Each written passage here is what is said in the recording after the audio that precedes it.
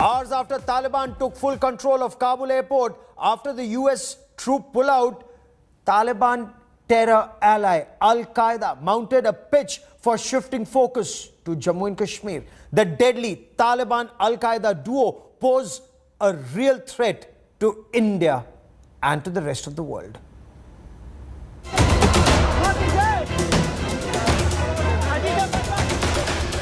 If the nightmare of history repeating itself had an image, you are looking at it.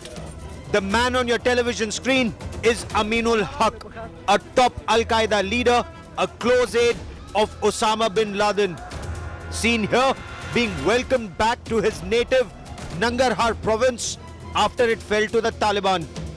If the lightning return of the Taliban wasn't a big enough confirmation of America's 2 decades failure, this face should exponentially haunt Washington, D.C. and the rest of the world. Especially at a time when the US president has declared for the second time in weeks that Al Qaeda has been destroyed. In a second sharp irony, Aminul Haq, who was Osama bin Laden's security chief in Afghanistan's Tora Bora mountains, emerges from the shadows right before the 20th anniversary of 9/11. It was this man who's understood to have helped the Al Qaeda founder escape US forces in 2002 by moving him out of Tora Bora in eastern Afghanistan to Waziristan in Pakistan's Khyber Pakhtunkhwa province. The Tora Bora cave complex high up in the mountains was where the senior Al Qaeda leadership was holed up at the time. His role in helping the world's most wanted terrorist Osama bin Laden escape was described in former Pakistan President General Pervez Musharraf's memoir In the Line of Fire, based on information from Khalid Sheikh Mohammed, the third highest ranking member of the Al Qaeda. By stepping out and welcoming the Taliban, the Al Qaeda has signaled something that the US Central Intelligence Agency will take weeks to digest. For starters, claims that Al Qaeda had been wiped out are now directly questionable. Even if one were to take American declaration that the Al Qaeda had been weakened beyond repair, the fact that Osama's top aide is now in the warm embrace of the friendly Taliban means they can recuperate. The enormous weapon harvest left by the United States also means that Al Qaeda can quickly rearm itself easily.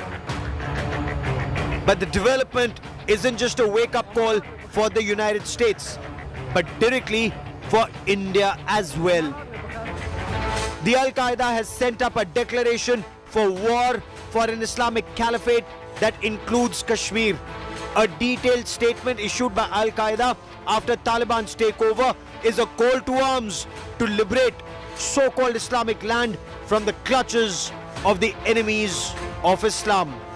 O Allah, liberate the Levant, Somalia, Yemen, Kashmir. Could the face of Aminul Haq signal the rebirth of once most feared terrorist organization? And has the new world given them even more potency and lethal potential? Bureau Report, India Today.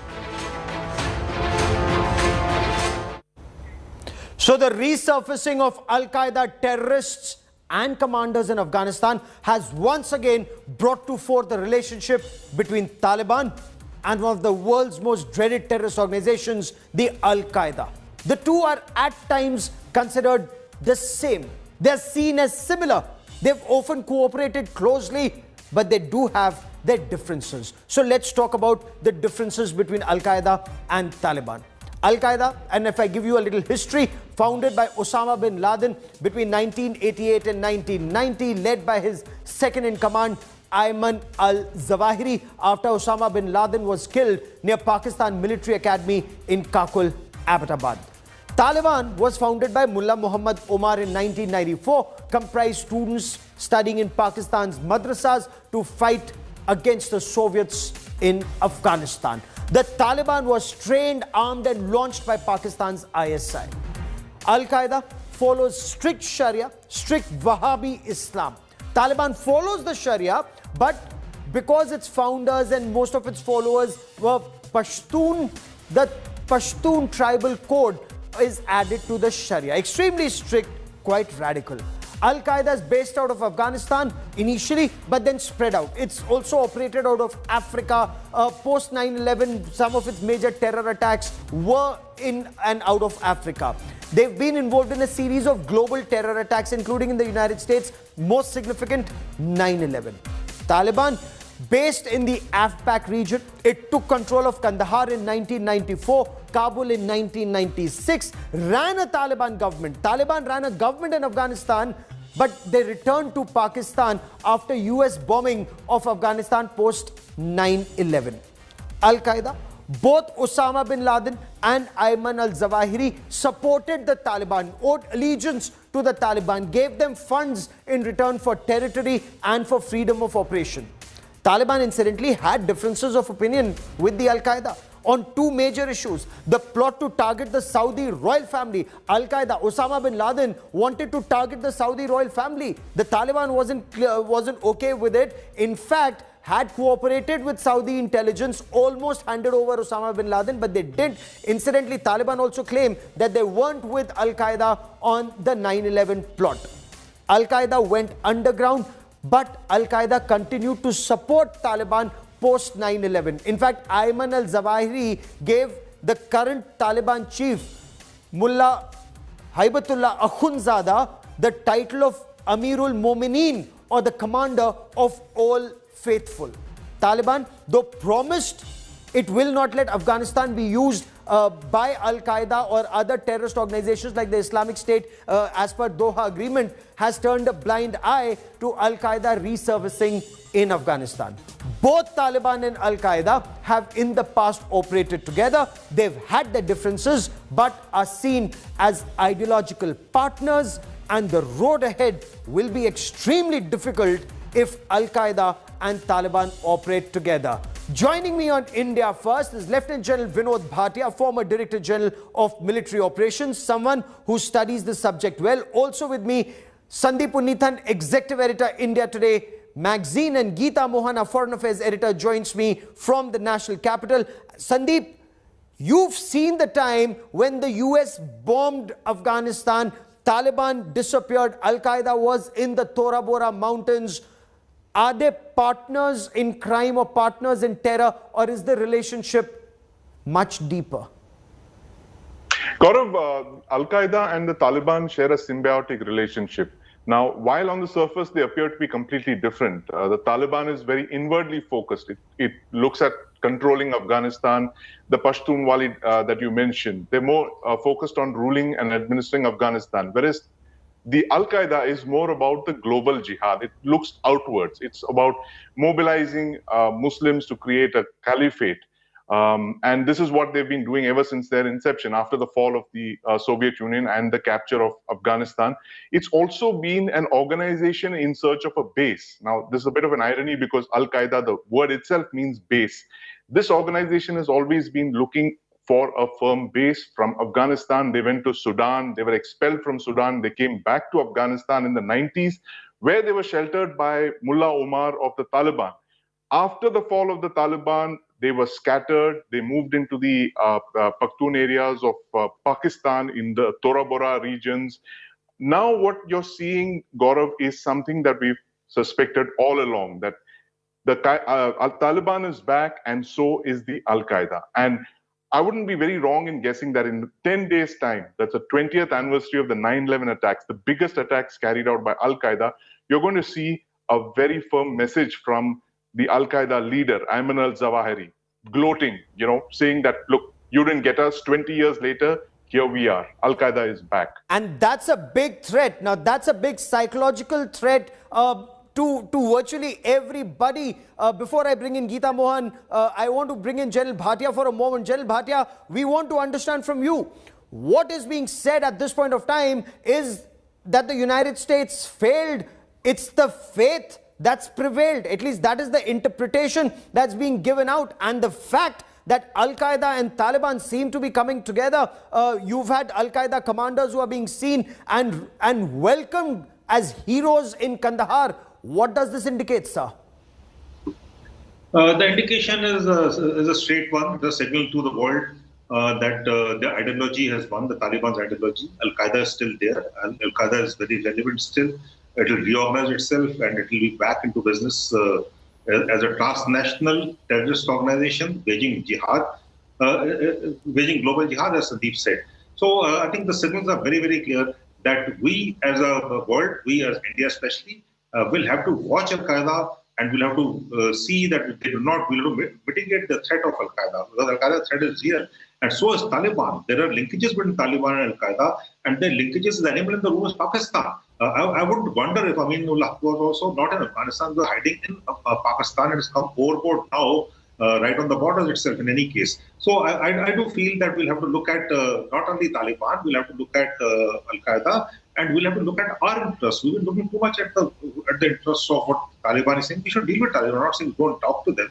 But the fact remains that we'll have to protect and project our interests, our assets, and our citizens also. Especially at a time when Al Qaeda is talking about spreading the caliphate or the emirate even in Kashmir, Gita. But is this not a blatant violation of the Doha Agreement, where Taliban assured the Americans that this territory of this land of Afghanistan will not be used by terrorist organizations like Al Qaeda and Islamic State, and they're both now perhaps operating freely out of Afghanistan?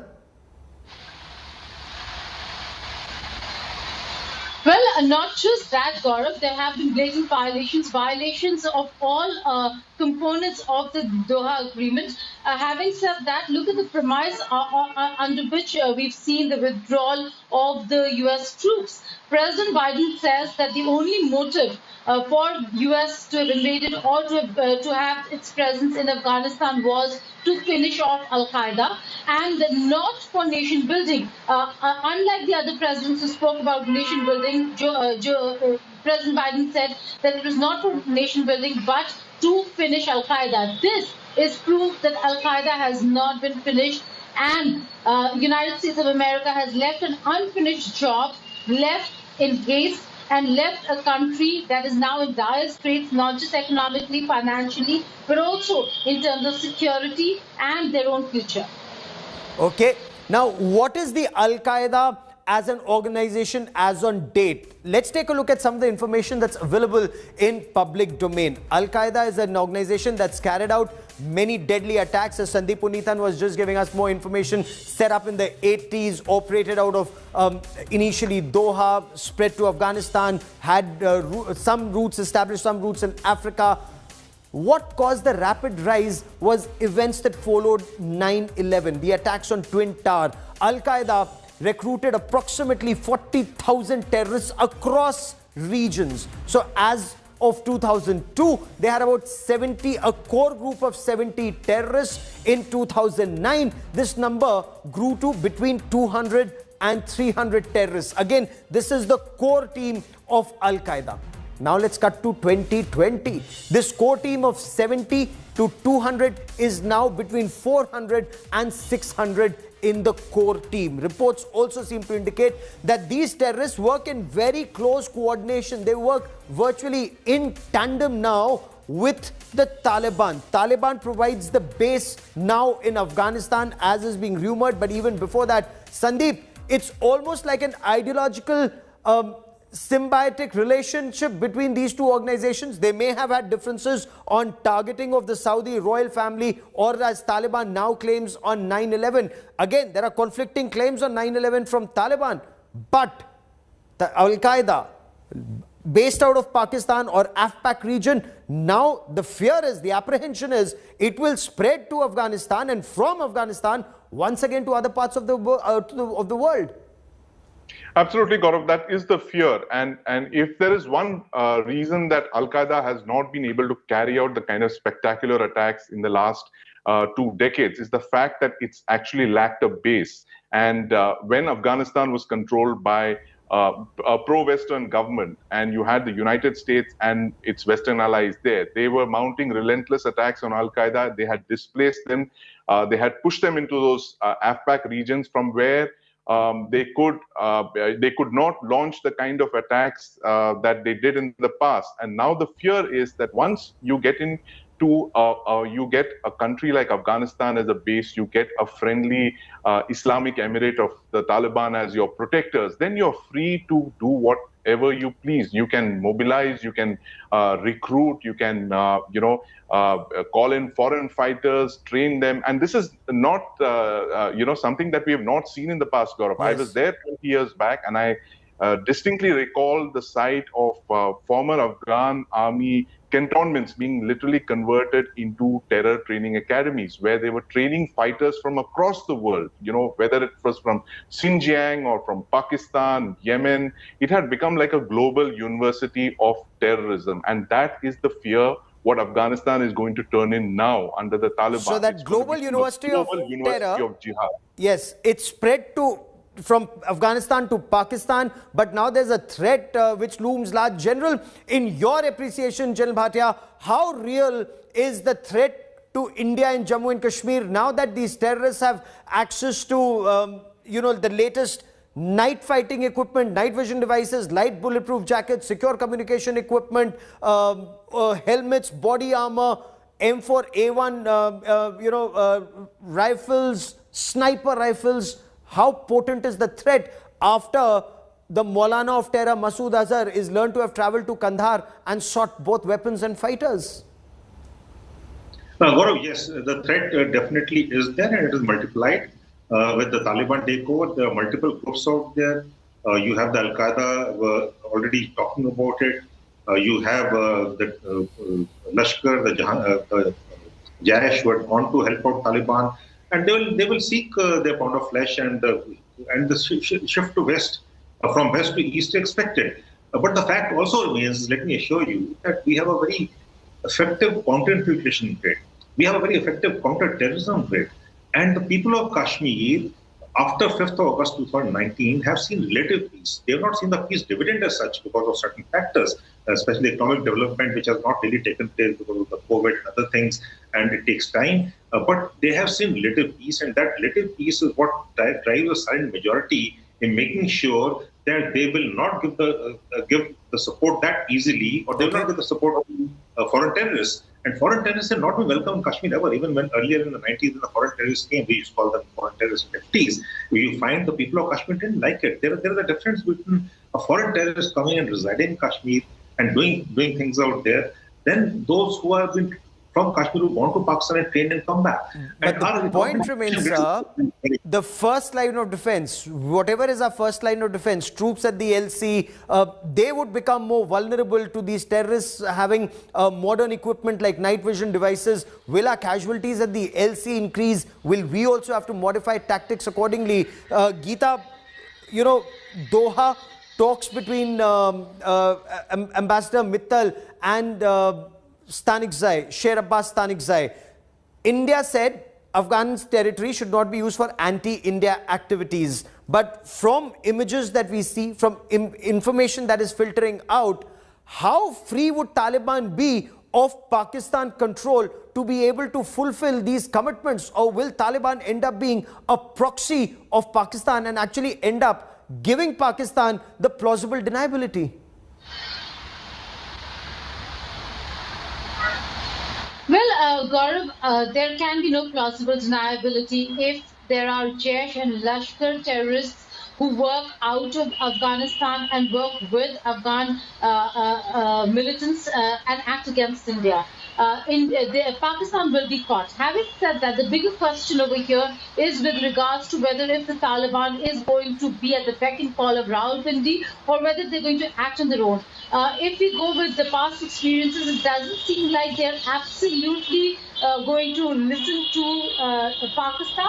But remember, in all these 20 years, if there was a friend that absolutely gave them support, infrastructure, safe haven, it was Pakistan, and it's payback time. So India is worried. India should be concerned and should be worried about the ties that the two sides have and how Afghanistan could be used against India. If not in terms of terrorism, in terms of strategic space. India is going to have to work its way with Russia, particularly to ensure that it does not lose ground in Afghanistan. But there is a huge bet and there's a huge stake when it comes to India's security concerns. And it doesn't seem like the fears can be allayed by just saying that the Taliban is not going to cooperate or will be cooperating and will act as Pakistan's proxy. Either way, India has to up its game when it comes to defending its own soil and its borders, as also ensuring that these elements are called out and that the international community keeps a watch over these elements. But beyond that, the question also remains, how long? Yes. How long will India and the world keep a hawk-eye on Afghanistan? The question also remains that is the world slowly switching off? Because the threat now is big when it comes to India. And let's take a look at the history of the threat that Al Qaeda, and I'm not talking about Taliban, I'm talking about Al Qaeda, the threat that Al Qaeda has posed to India. In the recent past, there have been several instances of Al Qaeda terror attempts. Remember, when Al Qaeda was in the line of global fire, it seemed to shift attention towards the subcontinent. So let's take this date by time. Let's take a look at the timeline. 11th July 2021, there was a massive terror plot that was foiled. The anti-terror squad in Uttar Pradesh arrested 2 terrorists. They claimed these terrorists had linked to Al Qaeda. The ADG Law and Order in Uttar Pradesh, Prashant Kumar, had told journalists that UPATS had uncovered a terror module. In September 2020, 6 alleged Al Qaeda terrorists were arrested in Bengal, and those arrested personally were identified by officials of the NIA. Now in September 2020, once again, the NIA arrested 9 suspected Al Qaeda terrorists, and those arrests took place in Kerala. They were arrested in simultaneous raids in multiple locations in Ernakulam in Kerala. Now, when we talk about the threat, let's spread this. So it's not just Al Qaeda, it's not just Lashkar-e-Taiba, it's not just Jaish-e-Mohammed. Sandeep, if I may, one of the major threats to India is posed by an organization that to an extent is considered hostile both to Al Qaeda and to Taliban, which is the Islamic State Khorasan module. And that is where Kerala, you had several people, including young married couples from Kerala, who went to join the Islamic State Khorasan module. And that ideology again remains a cause for grave concern. Well, Gaurav, you said it. Afghanistan right now is a snake pit of terrorist outfits, from the Taliban to the Al Qaeda to the ISIS Khorasan province. It's really hard to make sense of who's really doing what, and it adds to what you said, this fact about plausible deniability being there. Who's to tell that a terror attack emanating from Afghanistan, which group is behind it? And the fact that India does not have eyes and ears on the ground in Afghanistan is really going to complicate things for us, because for 20 years we've had a presence in Afghanistan. We had close ties with the government of Afghanistan, with the intelligence agencies of Afghanistan.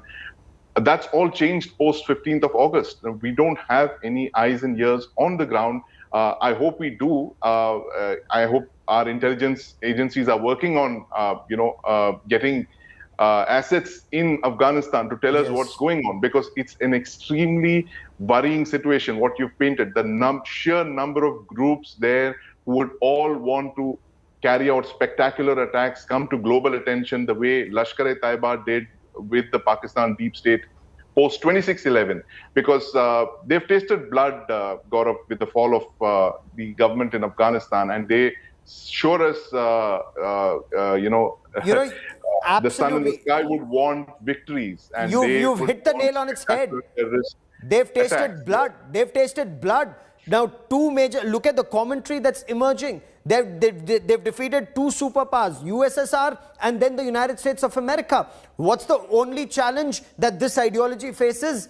India. And that is where, General Bhatia, the challenge becomes immense, because what India is fighting are trained, armed terrorists, armed now with the latest sophisticated weapons provided by the United States of America in the manner in which they have these weapons, and training given by Pakistan Army and ISI. So the level of threat, that's increased. But is this only for India, Or will the ETIM, East Turkestan Islamic Movement, pose a big challenge for China? TTP, Tehreek-e-Taliban Pakistan, pose a big challenge for Pakistan? Gaurav, they will pose a big challenge for everyone in the world. Like Sandeep said, they have tasted blood, they emboldened terrorism as the way of life for them, and they have seen that terrorism wins wars, and terrorism has defeated two superpowers, like it was said. So I think terrorism is there to stay. We'll have to prepare for that. We need intelligence, and like you asked, what is India's strategy going to be? I think India needs a three-key strategy. We need to be proactive, we need to be preemptive, and we need to be punitive.